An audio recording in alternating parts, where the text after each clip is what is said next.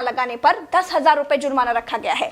पूरा दिन सड़कों पर वसूली चल रही है। ठीक है, आपने अपनी तरफ से वसूली कार्यक्रम शुरू कर दिया है, लेकिन अस्पताल में बेड ना मिलने पर सरकार पर कितना जुर्माना होना चाहिए? वेंटिलेटर ना मिलने पर सरकार पर कितना जुर्माना होना चाहिए? कोरोना टेस्ट ना होने पर सरकार पर कितना जुर्माना होना चाहिए? शमशान में मुर्दा जलाने के लिए लकड़ियां ना होने पर सरकार पर कितना जुर्माना होना चाहिए? शमशानों में दिन दिन भर मुर्दा जलाने की वेटिंग के लिए सरकार पर कितना जुर्माना होना चाहिए? जितने मंत्री और ये मुख्यमंत्रियों ने बंगाल से कोरोना लाकर फैलाया है, उन पर कितना जुर्माना होना चाहिए? बंगाल में बिना मास्क महीने भर से घूम रहे नेताओं पर पर डे के हिसाब से कितना जुर्माना होना चाहिए? क्या सरकारों की कोई जवाबदेही बची है देश में?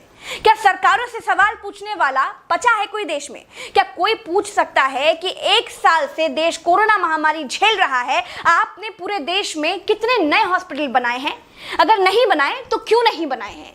क्या कोरोना आपदा में घिरे देश को 1,000 करोड़ के नए संसद भवन की जरूरत थी? क्या देश को 300 करोड़ के नए बीजेपी दफ्तर की जरूरत थी?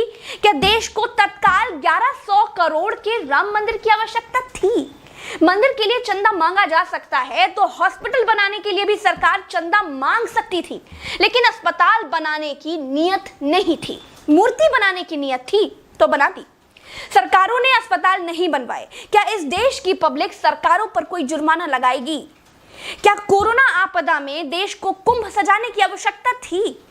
क्या देश को कोरोना महामारी के बीच बंगाल चुनाव में रैलियों की आवश्यकता थी? नहीं थी। देश को अस्पतालों की, डॉक्टरों की, कोरोना की दवाइयों की जरूरत थी। कुछ दवाइयां बनाई भी तो वाहवाही के चक्कर में विदेश भेज दी। आधे अधूरे टीकाकरण में देश अभी अटका हुआ है। और ये कैसा टीका बनाया है जिसे लगाने के बाद भी कोरोना हुआ जा रहा है? क्या कोई सवाल पूछेगा? चीन ने कोरोना को फैलाया और पूरी तरह से कंट्रोल कर लिया। अपनी जीडीपी में रिकॉर्ड बढ़ोतरी कर ली। चीन से सब कुछ तो ले ही लिया है, सीख भी ले लो।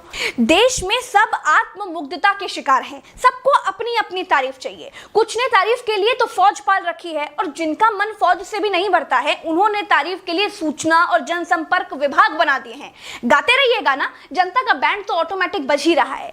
जिनके अगल बगल से कोरोना से लाशें नहीं उठी है ना, वो मेरी बात को नहीं समझ पाएंगे। जो कोरोना की पीड़ा से गुजरे हैं, जिन्होंने कोरोना से मरे हुए लोगों को शमशान में जलते देखा है, जिन्होंने कतार में लंबी लाशें देखी हैं, वो जान जाएंगे कि मैं क्या कह रही हूं और क्यों कह रही हूं। चलते हैं। राम राम, जय हिंद, दुआ सलाम।